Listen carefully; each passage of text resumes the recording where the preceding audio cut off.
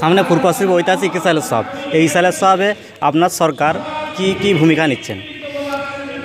আমি যতটুকু জানি, ফুরফুরার জন্য মমতা ব্যানার্জি বিশেষভাবে 6 কোটি টাকা অনুদান মঞ্জুর করেছিলেন, এটা আমার জানা।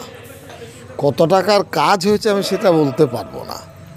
অনেক টাকা আটকে আছে, ফুরফুরার জন্য অনেক কিছু করার আছে।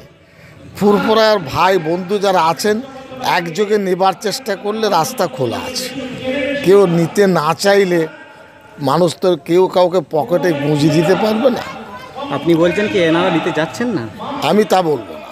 আমি সরাসরি জানি যে 6 কোটি টাকা উন্নয়ন পর্ষদ ফুরফুরার নামে গঠিত হয়েছে।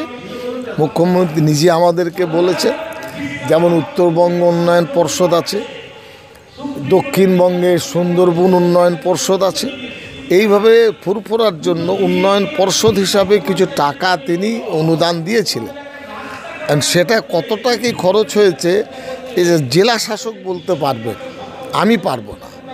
যদি ফুরফুরার জন্য কিছু করার থাকে তারা যদি সঠিকভাবে বলেন, নিঃসন্দেহে করা উচিত।